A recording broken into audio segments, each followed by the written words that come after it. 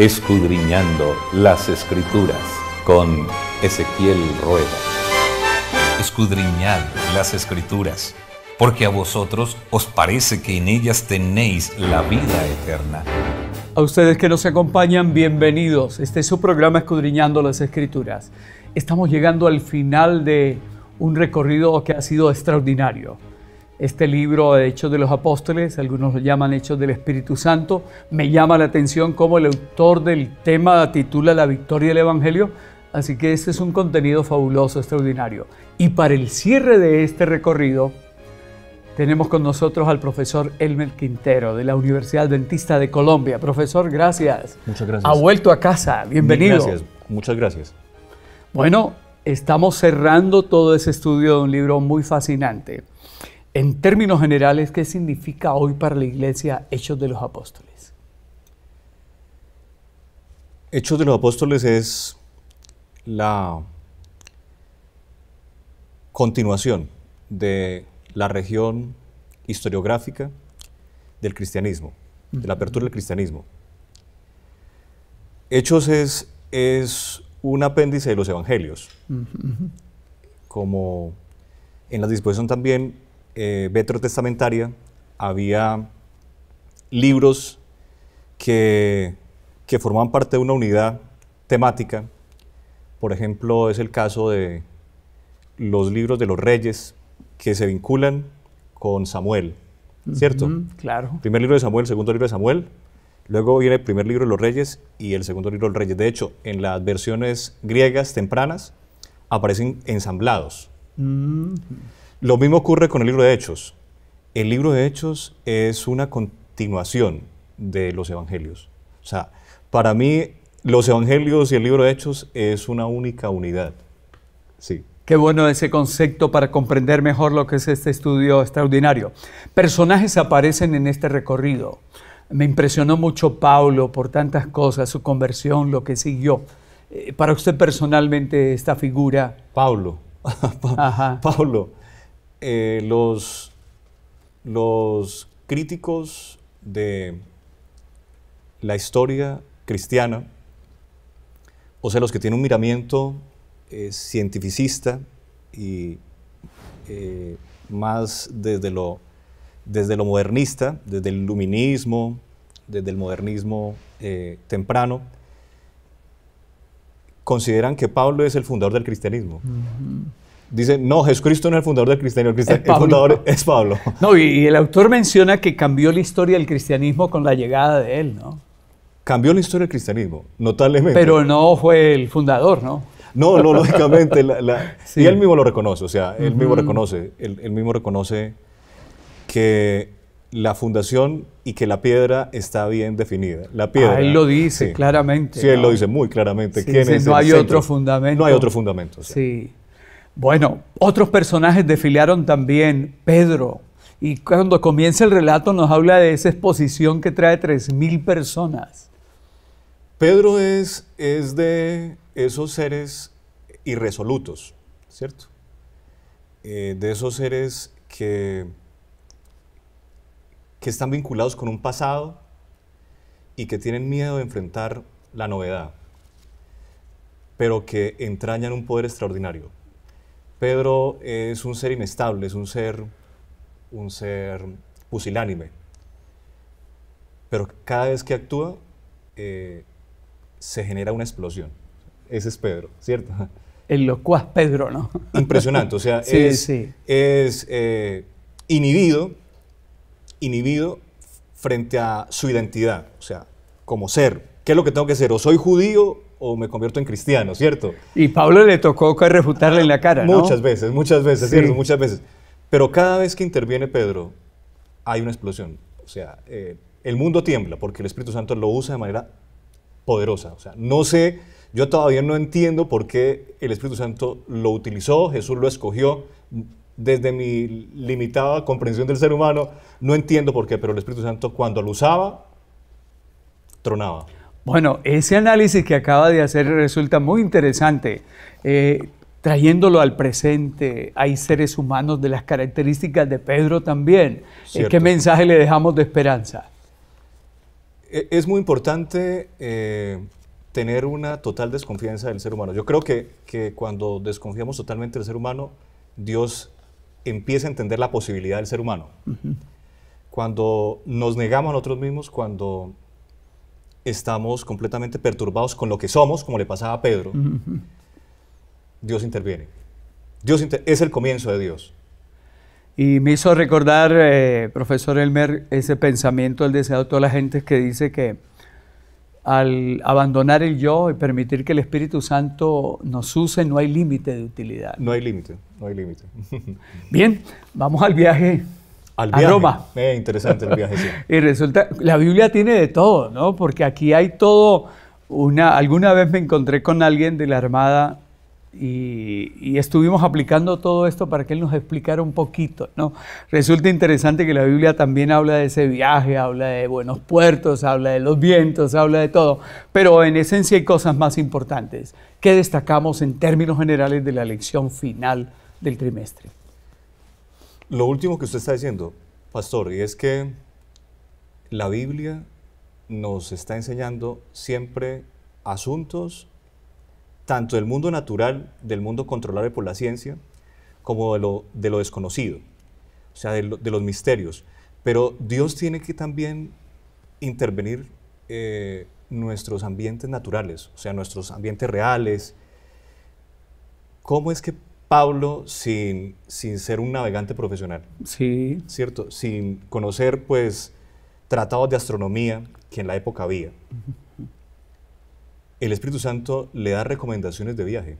O sea, la brújula estaba apareciendo muy temprano en el siglo I con Pablo. Sí, o sea, el Espíritu Santo ya estaba haciendo comentarios exacto, sobre la factualidad, sobre la realidad. ¿Sí? Por eso nosotros no tenemos que dudar como seres humanos, como iglesia, como sociedad, en preguntarle a Dios por lo sobrenatural, pero también sobre asuntos obvios, cotidianos, domésticos de nuestra vida, porque Dios tiene respuesta para todo. Qué interesante. Bueno, algunos comentan que el haber apelado al César complicó las cosas para Pablo, pero yo me estoy encontrando con un texto de esta semana que dice: no temas, es necesario que comparezcas ante el César. Dios te ha concedido a todos los que vienen, navegan contigo. Las personas que piensan que Pablo erraba cuando tomaba ciertas rutas, es porque no conocían la agenda de Pablo. Correcto. La agenda de Pablo no era la agenda de Pablo, era la agenda del Espíritu. Amén. Y cuando él tomaba una decisión, el Espíritu ya se lo había sugerido. De hecho, le anticipaba renglones de la agenda hasta que él quería evitar o quería asumir, por ejemplo, su muerte. El Espíritu le dijo al oído: usted va a morir. Por anticipado. Entonces, la agenda de Pablo estaba muy, muy bien intencionada. O sea, no era improvisada la agenda de Pablo. Sí. Y usted decía hace un rato que aunque él no era un navegante, no conocía, pues tenía la mayor dirección y la más grande brújula que puedan tener los seres humanos, ¿no? La dirección del Espíritu Santo. Así es, así es. Bueno, encuentro también, profesor Elmer, que Dios lleva a Pablo a Roma y que él, frente a los grandes, ya había hablado ante Agripa, ante Félix. El comentario que dice aquí es que él habló sin tapujos, a pesar de que estaba como prisionero. Pablo tuvo una oportunidad increíble porque la presencia de Pablo en Roma fue la irrupción de la religión monoteísta como nunca había pasado en el Imperio Romano. El Imperio Romano ya se venía estableciendo desde hace unos 200 años antes. Ustedes saben muy bien, desde el año 168 a.C. se debilitaron las últimas fuerzas o los últimos bastiones de las intenciones helenísticas, y el Imperio Romano se había estado desarrollando con mucha propiedad, particularmente en la primera mitad del siglo I de nuestra era. Es decir, desde Julio César, o sea, desde la última parte del siglo final de la era antes de Cristo, la época con Julio César, con Pompeyo, con el Triunvirato, y se había fortalecido notablemente con Octavio. con Augusto, el gran emperador y el fundador de Roma, Augusto. Un hombre probo, un hombre disciplinado, un hombre ordenado, y él había con los conocimientos muy fuertes para la Roma que Pablo pretendía asumir. Luego vino Tiberio, que también le dio estabilidad al gobierno. Fue un gobierno eminentemente militar, pero un gobierno ordenado, como fue posteriormente el gobierno de Vespasiano, un gobierno por parte de los militares. Y luego vino Calígula, que sí ya encontramos en Calígula la depresión, el hundimiento temprano del imperio, con Calígula, con Claudio, y con el hijo adoptivo de Claudio, que fue Nerón, que fue el que enfrentó Pablo. Pero esas experiencias que hemos mencionado, esas experiencias históricas, hicieron que Roma, para la época cuando Pablo llega, sea una civilización muy avanzada, o sea, ha asumido mucho de la cultura helenística, se ha identificado mucho con esa cultura, arquitectónicamente avanzado, las disposiciones en infraestructura, en carreteras, en puentes, se ha desarrollado notablemente. La civilización está en un buen momento, solo que tiene un mal líder. Pero hay cortesanos, hay personas en el poder que no por la línea generacional, sino Julio Claudia, sino porque ellos son personas cultas, porque han asumido civilización y han desarrollado civilización, están en el palacio, están en el centro del mundo, y Pablo emplaza esa experiencia. O sea, que Pablo llega en un momento importantísimo. Importante.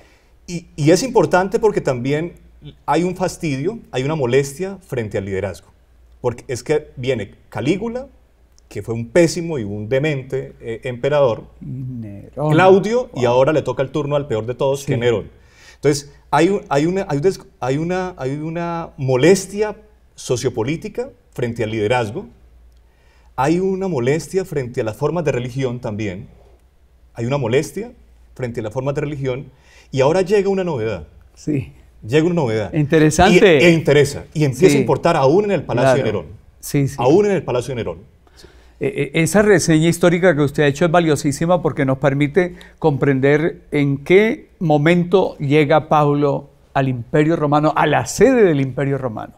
Y observen que esa aparición de Pablo, esa irrupción de Pablo en el imperio, empieza a abrir la costura del imperio. Porque ustedes saben muy bien que en el siglo III y ya en el siglo IV es muy evidente, después de Cristo, que el cristianismo se apodera del imperio. Sí. O sea, castiga. Decía Federico Nietzsche, un filósofo alemán, que el cristianismo es una venganza contra el imperio romano. El cristianismo es la venganza, porque le mataron a su líder. Los romanos mataron a su líder, a su fundador, y no solamente a su fundador, a todos los fundadores. Los que siguieron. Los que siguieron. Claro. Pero el cristianismo se vengó del imperio porque se apoderó del imperio. Es interesante la manera como en este análisis llegamos a este punto clave. Es que aparecen conversos en la casa del César. Aparecen conversos en la casa de César. Porque nosotros debemos entender que el Espíritu Santo no tiene las exclusiones nuestras. Para Él no hay ni judío ni griego, ni rico ni pobre, ¿cierto? Ni noble ni esclavo.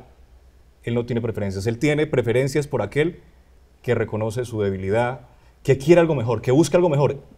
Y en Roma mucha gente estaba buscando algo mejor porque estaban empeorando las cosas desde Calígula. Y Dios les tenía lo mejor. Dios tenía lo mejor. Bueno, usted me hizo pensar, bueno, estamos al cierre de todo este estudio, pero podemos unir con lo que viene atrás. Y se me ocurre algo, profe Elmer. No sé, la iglesia llega hasta donde llega porque está enfrentando persecución. A veces uno está en zona de confort. Y esa persecución permitió que un apóstol llegara a Félix, llegara a Agripa, llegara a Festo, llegara a Nerón. Llegar a Nerón. ¿Nos falta algo a nosotros para poder llegar a ellos? Siempre la mente del Señor tiene un dilema. Pues yo intento a veces sospechar sobre los pensamientos de nuestro Señor y nuestro gran Dios y el soberano de nuestro universo, ¿no? O de los universos, existen otros universos. Y es que Él no sé qué utiliza como causa, si utiliza la persecución como causa o utiliza la santidad como causa.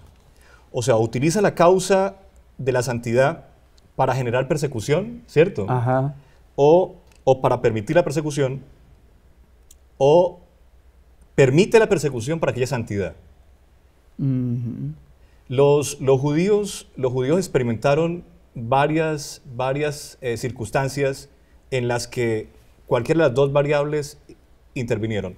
Una es cuando Dios tiene que destruir el reino del norte, en el año 722 antes de Cristo, y luego el reino del sur, cerca de 200 años después, Judá, para generar, ¿cierto?, cambios. Su trabajo en el universo, hacer su trabajo. Pero nosotros tenemos también realidades como la de Daniel, ¿cierto? Que es la santidad, claro, la que produce hostilidad. Así, ¿cierto? es, sí. ¿La hostilidad produce santidad o la santidad produce hostilidad? Pero él tiene el control, sí. Él sabe cuándo intervenir. Él sabe cuándo intervenir, él tiene el control de su iglesia, él sabe lo que está pasando con su iglesia. Y si a la iglesia le hace falta un poquito de picante, Dios va a permitir circunstancias. Claro. Sí. Aunque no debiera ser así, porque el profeta dice, si con los de a pie no pudimos, ¿qué será ahora con los de a caballo? ¿No? Debiéramos aprovechar los tiempos en los que lo dejan a comer legumbres en Babilonia. Porque así después vendrá horno de fuego o cuevas con gaticos. Así es correcto. Estoy recordando algo que usted dijo hace ya un tiempo. No hay misión sin salvación, ni salvación sin misión. Así es. Yo encuentro un Pablo que aún en medio, regresando a ese viaje a Roma, él es algo muy especial. Hay de pronto lo que podríamos llamar el tema náutico de la gente que lo conoce, pero hay también la predicción profética que interviene, ¿no? Están en buenos puertos y Pablo les dice, no salgan, pero los otros miraron sus conocimientos y salieron. ¿Cuán importante es la intervención de un hijo de Dios en medio de un mundo como el que estamos, también en tempestad, en situación difícil? Por eso me parece muy preocupante cuando nosotros como iglesia nos asusta aún la naturalidad. O sea, nos asusta las empresas, nos asustan los negocios, nos asustan factores económicos, sociales, porque nosotros tenemos un Dios que controla lo sobrenatural. O sea, nosotros tenemos un Dios para el milagro, para lo que no podemos causar, pero también tenemos un Dios que nos orienta frente a lo natural, o sea, frente a un viaje. Sin astrolabio, sin brújula, ¿cierto? Sí. Sin cartografía marina, ¿cierto? Y Pablo que no tiene criterio náutico. Nada. Sí. Pero es un hijo de Dios. Es que un hijo de Dios es invencible. Es 10 veces mejor que cualquier otro. Siempre será 10 veces mejor. Y este episodio, aunque no está dentro de este estudio, me hizo recordar a otro personaje que se va en una embarcación y que en lugar de ser seguridad para quienes van, significó una tempestad y casi la pérdida de la vida. Y yo creo que hay Jonás y hay Pablos. Yo creo que nos pasa eso a nosotros. A nosotros nos pasa eso, ¿cierto? O somos Jonás o somos Pablo. O somos el problema de la tormenta o somos la solución a la tempestad. Sí, porque apareció un Pablo diciéndole, ya el ángel se me apareció y me dijo que nadie va a perecer, que no va a pasar nada. Que no va a pasar nada. Y el otro diciéndole, no, a mí láncenme allá para que esto se calme. Así es, así es. Ocurre que perdemos el rumbo y por ir en ruta equivocada ponemos en riesgo a otros. Impresionante. Y como líderes espirituales, o sea, como profetas, como enviados de Dios, es que nos gusta mucho arroparnos cuando llueve y meternos debajo cuando llueve, ¿cierto? Sí. Ese es el problema, lo que usted mencionaba ahora, nuestra extrema comodidad. Si empezamos a generarle a nuestros pies caminos un poco tortuosos, inseguros,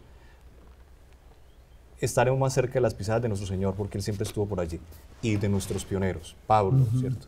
Y aún internamente, en nuestro cristianismo del siglo XIX, la señora White, Exxon, Bates, gente que utilizó caminos incómodos, no caminos de comodidad, ¿cierto? Interesante. De seguridad. Hablábamos extra micrófono, como solemos decir, de capítulos como inconclusos. No quisiera pasar esto sin que usted nos hiciera algún comentario al respecto. Sí, el último versículo del libro de los Hechos, versículo 31, nos habla de 3 puntos continuos, ¿cierto? Predicando el reino de Dios y enseñando acerca del Señor Jesucristo con franca libertad y sin estorbo.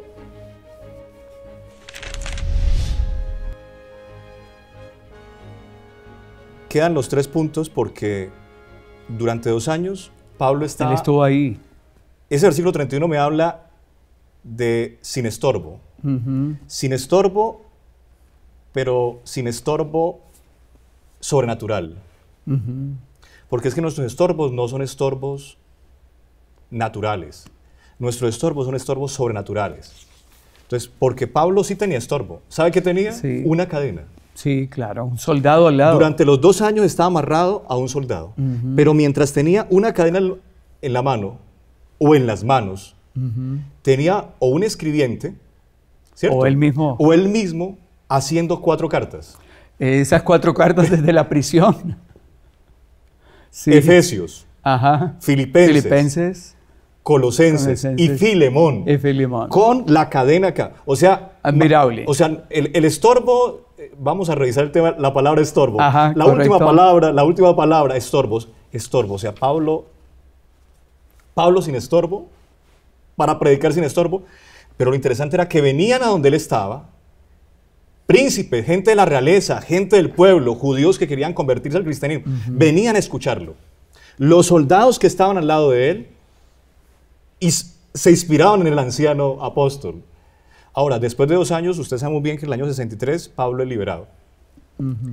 Y en esos 2 años visitó, hay textos como el texto, este fragmento muratoriano, o las cartas de Clemente de Roma, y nos hablan que Pablo estuvo hasta en España.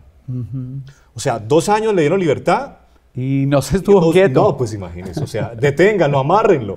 Si cuando estaba amarrado con cadenas la gente venía a buscarlo, le predicaba hasta el César.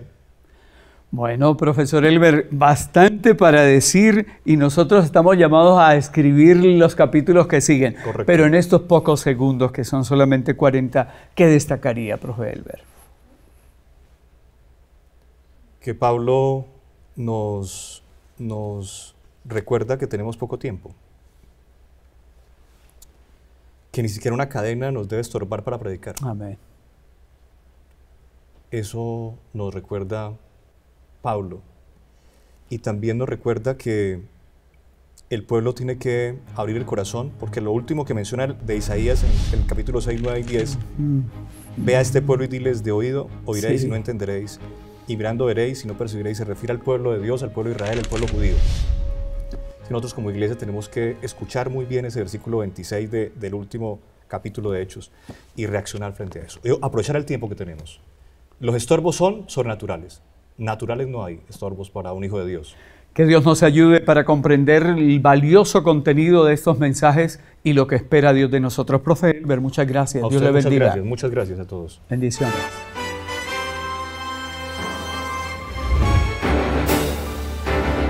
Hacemos nuestros ojos,